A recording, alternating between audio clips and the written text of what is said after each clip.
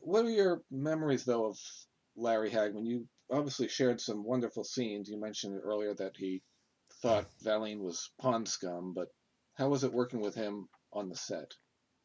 There is nothing, I mean, Larry's mother, Mary Martin, played Peter Pan and was one of my mother's favorite shows, if you will. And there's a song in Peter Pan, the musical, I Won't Grow Up. The heart, no, listen, and Peter Pan would sing it, I won't grow up, I will never even try.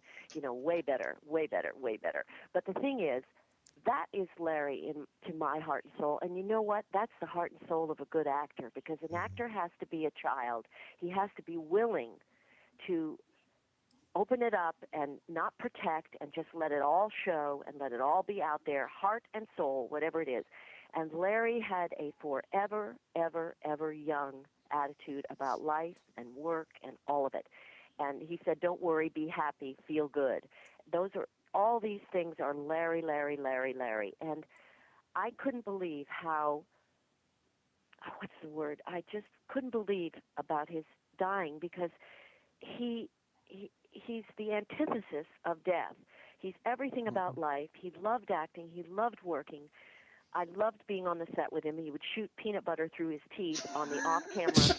Yeah, how's that for playing opposite somebody? And it's a dramatic, emotional scene, and he'll shoot peanut butter between his teeth on the off-camera, dialogue.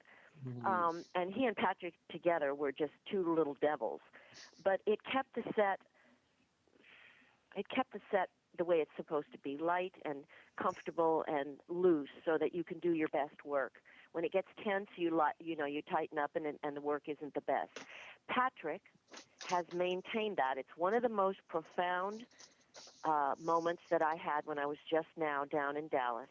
Patrick has assumed the role of the host. It's silent, it's subtle, and it's totally there. And God bless him, because he put his arms around me, and it was just so special. It's one of the strongest moments I had down there. And the other two were seeing J.R. Ewing, and I'm sure you saw that, Colin, if you were down there. Or I don't know which one of you was in Dallas, but That was. J.R. Ewing is on the all right. It's on the door of the trailer.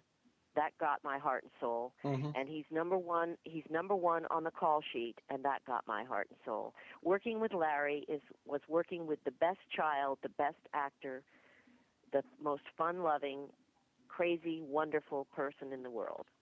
Yeah, well, an 81-year-old that looked at the world like a 5-year-old, Yes, just but that's wide-eyed a and gift.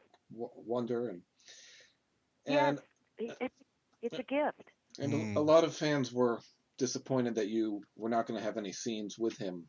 Uh, Oh, you know that when Cynthia called, my manager, or she didn't, whomever from Dallas called, they said, would Joan do, the episode or an episode? And they said she's going to have a lot of fun with Linda and Larry. Oh. hmm. Oh, my heart. Here's the thing. I run, as I said, 10 miles a day, and I had done a longer run the day after Thanksgiving. And I took my radio with me, because I'm a Lakers freak. I love the Lakers, and I listened to Oh, the game, and I had turned it off. At 7:30, for some unknown reason, I turned the radio back on, and they were just saying, this news bulletin out of Dallas, Texas, actor Larry Hagman has passed away in Dallas.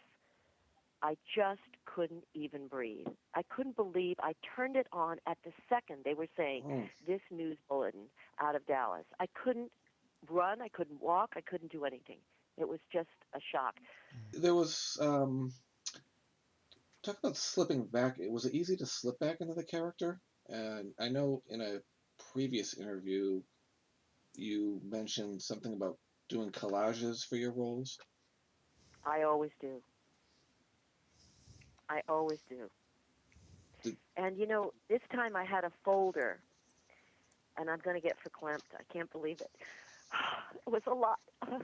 This is crazy. It was a lot with Larry, even though he wasn't there. Uh, I did a limerick for his birthday, his last big birthday that he had, which was his 80th, and I was lucky enough to be there.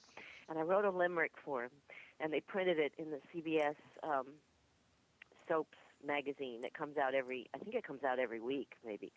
And they reprinted it, did a interview with me, and had a couple pictures of me kissing Larry at this Paley event, as a matter of fact. And it was Larry. It was a picture of me with Linda, because we've always joked that we were going to take whatever happened to baby Jane on the road doing doing a play. So I had a picture of Linda and me together at her, I won't say which birthday party, but she had a big birthday party, and I was there. So there was a two-shot of us. So I put Joan and Linda. And then I had a picture I love that was in the trailer with me, because it was part of my collage, which was Joan and Ted. And it was from the reunion, which was the Chit Chat reunion, and we were sitting out on a bench in the cul-de-sac in front of our house.